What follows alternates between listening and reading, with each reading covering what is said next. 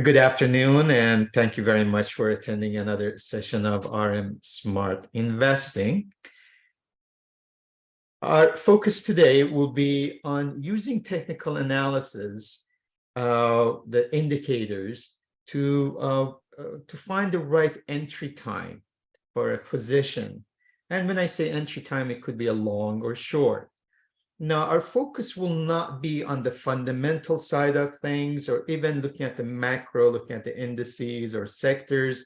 I assume you've already done that. So I'm going to just focus on a stock or a position that you're interested and you want to enter. You just want to find the right timing. And with that, that's what our focus will be again. So we won't look at the macro or the fundamental or even the sentiment or the seasonality of the things. We will just focus on the technical indicators. Now, one thing is with all the platforms out there, there's hundreds and hundreds of the technical indicators out there.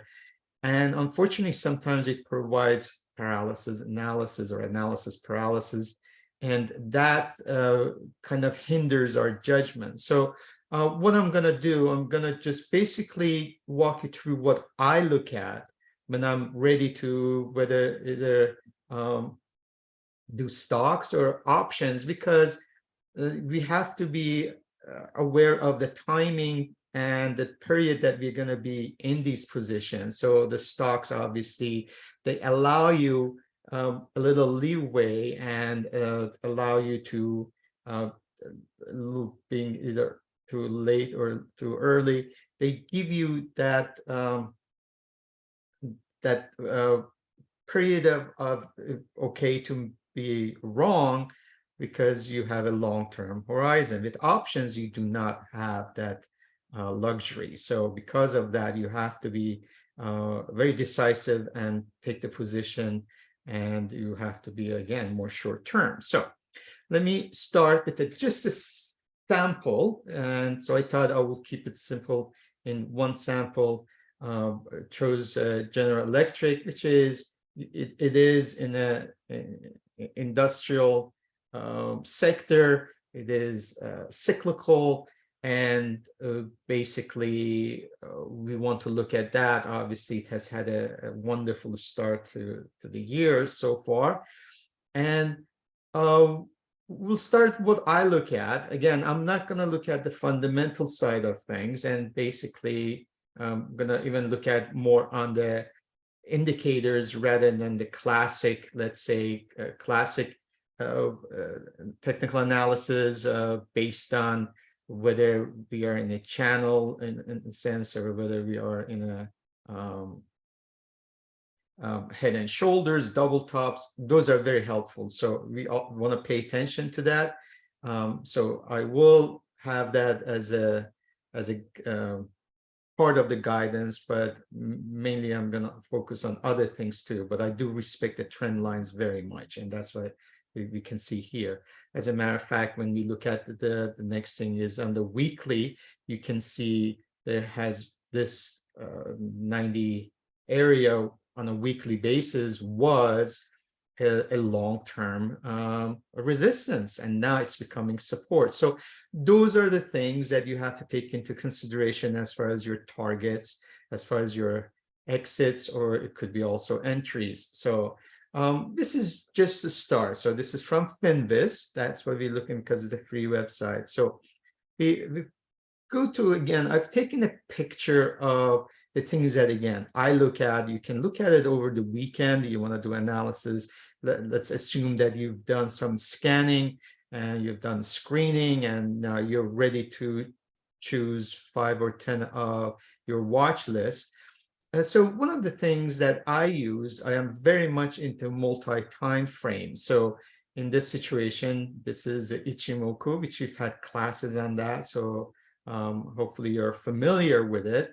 So in my situation, I look at the daily, I look at weekly, I look at monthly, then 60 minutes and 30 minutes and 10 minutes. And based on that, what I look at is there any place that is giving me a hint of maybe I should take a position? So in this situation, you can see on a monthly, obviously we're inside the a thick cloud. So basically it's really neutral in a sense. The trend is up, but we're in neutral. So I don't have any indication on a monthly basis. On a weekly basis, we are above the cloud. We are above the trending line and the standard line. And you can see that the direction is up, the momentum, the trend, that we see the ADX, as far as the trend is strong. We see the DMI positive is above negative. So that is positive. So we don't really have any type of a short entry at this time.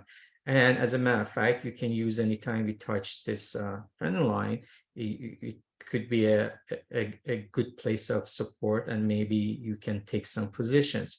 On a daily basis, we are also strong. As you can see, we are above the cloud. We just broke below the trending line going to the standard line. So that could be your support, but also there's the support. So that's also giving you an indication that you are in a positive position, but it doesn't give you any new entry. So I look at that and I say, well, so far I don't really have any position. If I'm in it, it looks pretty good. Of course, we have the money management side that you could also review for your exit positions. But so far, things are looking good. We come to the 60 minutes. Now, the 60 minutes is a very important, at least in my analysis, especially if I'm playing options, the 60 minutes plays a big role.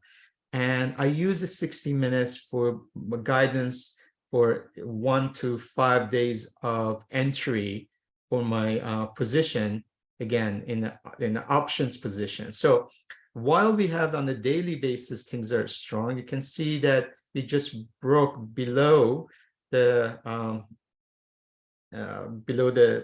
cloud on the 60 minutes, below the trending line and standard line. So that tells us that, especially if we have two candles, there is a possibility, but that's just one.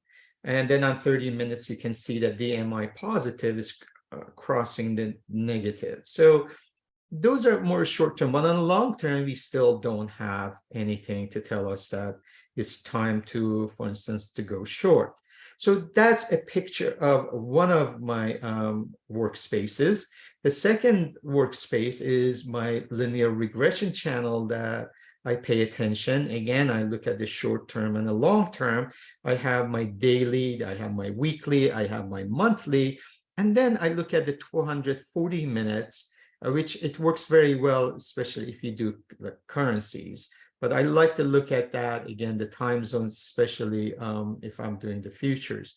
But I do have that. Then I have, again, we come back to that 60 minutes and we come back to 30 minutes. Now, in this situation, one thing we have noticed, this is a long term on a monthly basis. It's a 30 bar. And you see that the two standard deviation on the linear regression channel has been a good entry point, although you have to be patient. So if I'm looking at the 30 on a monthly, on a 30 bar LRC, again, this will be more of a stock position. So as you can see, we've hit this second standard deviation on the top side. Now you can make a note and just watch for the confirmation from your other indicators to see if this is a good time, perhaps enter the short position. You will watch it. As you can see, entry to the long position, it took a few months. Finally, we went above the first standard deviation, but you would have done well if you would have gotten here, but you had to be patient. On a weekly basis, again, I have a 30 LRC, but also I have a 100 bar or 100 week LRC. You see on a weekly basis, we also getting a little overheated, but I'm not on the 30. 30 is right on our midline and is with a nice slope going up. So, but again, that's your watch list. On a daily, the same thing. You can see basically 130, they're all right in the middle. So I really don't have anything telling me to short this General Electric position at this moment. Just aware of that if now we have the cohesiveness on the side of going short, I would want to make sure I get that from the daily side.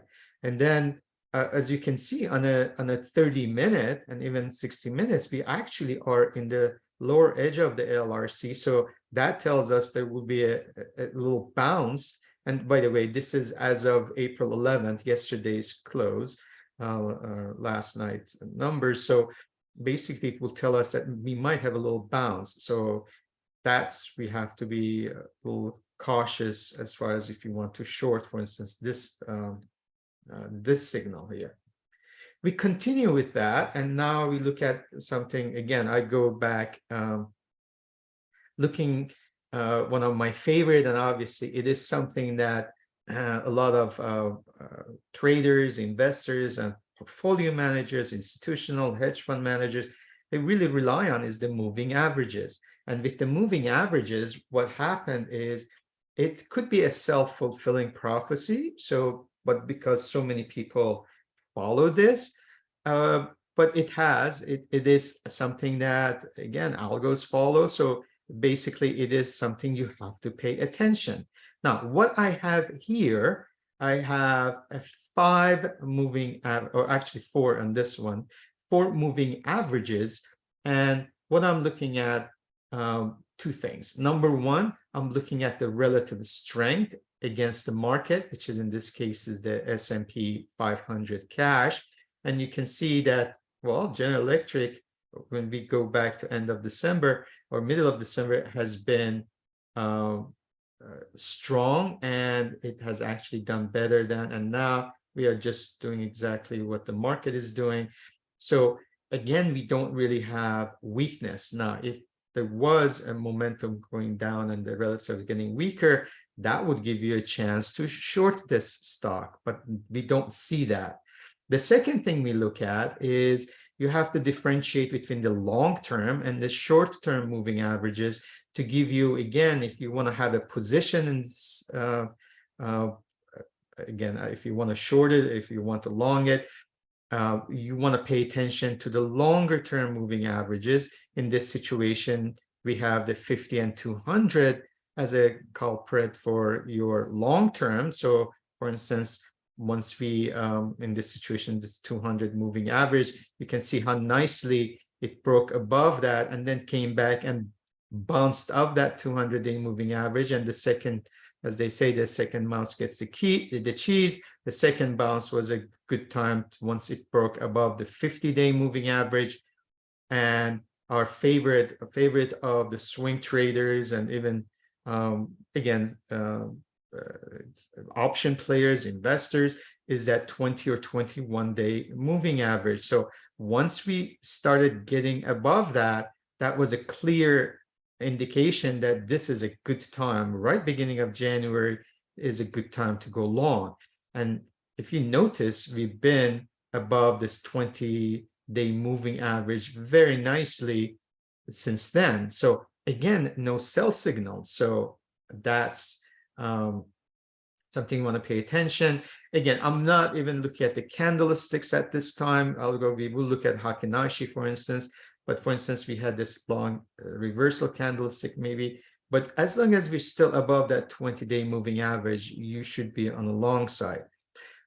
One thing in the short term, if you want to use options, for instance, that's the time that you would pay attention to the exponential moving averages. My 50 and 200-day moving average, I prefer a simple moving average, because for 200, really, we go back 200 bars, dropping one, unless there's a huge gap, it's not going to make a big difference. So we keep it simple.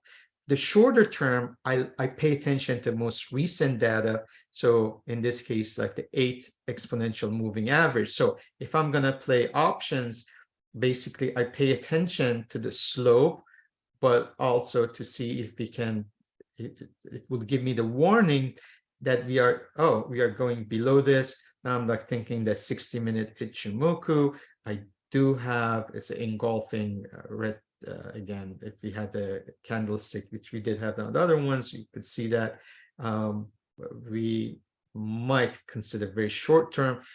But till we break this, if I want to do a 2-week, for instance, option, this 20-day or 21-day would be an important criteria for me, because if we don't break that, that could be your really target, and then there could be a good time for it to bounce, as you can see we have done in the past. So let's come back and now look at the indicators, now the oscillators, for instance. So let me look at on a daily basis. So we have the moving averages. So as I mentioned, there are just so many indicators out there that you could use, from the money flow to accumulation distribution to Williams percentage. There is this force index. There are 4 that I really like to use, and they have helped me in the past quite a bit. And that's what I emphasize. They're more on the strength of the trend and also the momentum. And those 4 are, and we've had classes on these, so I would encourage you to go and refer to those, is the commodity channel index, the CCI. And the CCI usually gives us a heads up faster than the other 3, but they are also very important. They take the action. MACD, for instance, gives us the trend and the momentum. And then we have the RSI, which tells us the overbought and oversold. But for me, RSI, the best thing about RSI is the divergence. And I look at if there is any weakness. And you can see, for instance, here, we have some divergence on the RSI. So it tells us that maybe this move is getting tired. So that's a heads up. On the stochastics, on MACD, you can see we're still above the 0 line. So the trend is still up, but the momentum is losing its grip. So we're getting a little tired. The same thing with CCI, for instance. Again, you can see there's a divergence. And then because of that, it tells us we are getting tired. So once we go from 100 below, then that tells us that now the momentum has shifted. It's still not a time to short, because we'd like it to go below 50 if it's possible. Then that gives us a clear that really this momentum has lost its force, so, and the power. So basically we are not there yet, but these are little warning signs. So we don't have the complete setup yet, but it just tells us that just be prepared, at least for the short term. These are daily. And you can see also in the stochastics, this is a slow stochastics. We were overbought, and now we are right in the midline. We still haven't gone below 50. I like to use below 50 as a guidance for me. So far, what we can see is we still don't have any clear indication that this thing is collapsing. The buyers still have the upper hand. They will come back. We are above the 20-day moving average. So, but things are, the momentum is getting tired. So, but also I want to look at the weekly, and then on the weekly, you can see the similar things. These are the moving averages. You can see the similar thing is that on a MACD, we see there's still a strength. So on a long term, we're still not tired yet. And the same thing when we look at the RSI, we are on an overbought, but I don't see any divergence yet. And stochastic is really actually embedded. So stochastics tells us there is a lot of strength. So on a weekly basis, we still don't have the sell signal. So what we like to do, we like to have, again, like to see all our oscillators, at least 3 of them, especially it starts with CCI, and we like to see the other ones follow clearly. We still don't have that. And as I mentioned, I like to look at the moving average very much. So that's not there yet. So at this time, we just hold off. We might take a little bit of profit off. It has been a nice run. So if you use profit targets, and we talk about position managing, maybe take a quarter or 1/3 of your profit, especially if you've had 50 or 75% return on your money. That's a good time to take it because things are getting a little tired, but no clear, again, and exit. Another thing I use, if you want to go really short term, and again, these are the traders use this, we use a 3-day moving average. So this is a 3, 8, they're all exponential, and 21. I like, these are Fibonacci numbers. So basically what you can see, one of my favorite things is when there's a convergence, and you see that in a MACD as well, when there's a convergence of the moving averages and when they open up, and the nicest ones are when they come down and then they open up. So they converged here. That's a clear indication, for instance, here to go actually long. Although it looks like, oh, stochastic is, in this situation, is overbought. But after 3 days, which if you have this overbought, which is, first is above 70 most of the time. When we go above 80 and we stay there, that shows the strength of this trend, and the momentum is up. So that's actually a good time. As long as you stay above that, above that 80, you want to stay with your position. So this is a bow tie, kind of lazy bow tie. You see the moving averages are opening. So there's a 3-day, 8-day, and 21-day. So this is a good place. Here, we see there's that convergence. I mentioned about the tiredness. So again, we don't have any type of a clear signal to downside. Look, MACD is just, the histogram is just pretty flat. That shows you that the moving averages are converging. But again, when you look at the stochastics, we're still above 50. And when we look at the CCI, it is basically, it was telling you in this situation to get once the week cross the moving average, maybe you should have take some profits, but not shorting yet because we're still above that 21-day moving average. So that's another indication using, if it's a very short term, that will be good for option plays. Again, the 3-day and 8-day. Another situation that you could use is, we talk about candles, so you can use Heikin-Ashi. For instance, again, when we hit that high, we saw that on a monthly, on a weekly, and then we saw this candlesticks. The Heikin-Ashi, the color changed. The thing is, we are right on the midline, and this will be a very short term.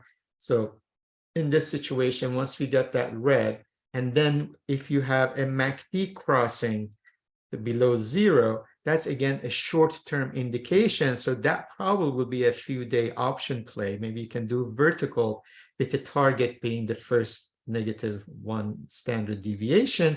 And then that's about it till we see what happens. So now we have this cohesive indicator here that for short term, maybe it is a good time to, just for a couple of days or 3 days, you might take advantage of this. Couple of things when especially working with stocks, always be aware of the earning dates. For instance, think about April 28, 29, not General Electric has earnings, so be aware there will be some volatility going on till the earnings happen. They have the dividend payment, so there's 2 things be aware of: the earnings and the dividends. That's important, especially again when you're playing options. With the stocks, again, you have the patience. So even if you get into a little early, you can sit it through. But with options, you don't have that luxury, as I mentioned. Also, I look at when it comes to something called the squeeze, which is expansion of the volatility. I like to look at a multi-time frame. As you can see, I have my daily, I have my weekly, I have my 30 minutes and an hourly, and I look for, again, I see that if there is any divergence between those, if the trend is up, if we are getting overheated, for instance, on a 60-minute, what I like to do is make sure this will be a very short-term play because I don't want to go against my anchor, which is a long-term play. Now, once everything is in line, then that's really good time to either take your option position, or maybe you can start shorting your position, or let's say you want either short or you can go long-term put. In this situation, you can see the weekly, the trend is up. We see the waves are up, except what we will see is as far as again, I have the Heikin-Ashi, for instance, here. You see the MACD on 60 minutes just switched, actually went from red to green, but we're getting to a squeeze on a 60 minutes, while the daily still up, but the momentum has lost its again, the force is the momentum power is lower here. So but again, you don't have really a clear there are things that you can watch, and you see the clarity comes in. So if this is on your watch list, then maybe again you can put an alert, for instance, when the A wave goes below and we get a negative squeeze on the squeeze hasn't fired, so on a 60 minutes. So that's why I really like the 60 minutes for a short term. You can see between the Ichimoku. Now you can see as far as when it goes to squeeze and MACD, there's something is happening. So watch that. So that's the other part of my equation as far as taking my position. The last but not least, what I would suggest is if you're playing options, definitely pay attention to your expected moves. Now we got the earnings coming up, but that also allows you to have some ideas about having targets or your stop losses. If you, or again, if you're playing in this situation, I'm assuming you have a bias. So basically, maybe you want to play vertical, or you want to play just a pure directional. Pay attention to these. So this is the sizzle index from Thinkorswim. You can see where the puts were today. This is as of April 12th, 2023. And basically the calls is pretty neutral. There's 774 sells on 827 on the buy side. And there's not a lot of indication, and it's been below average anyway when you look at it, 0.6. But pay attention to these when you're making the targets, because that way you can combine your technical side of things with the expected moves of these options.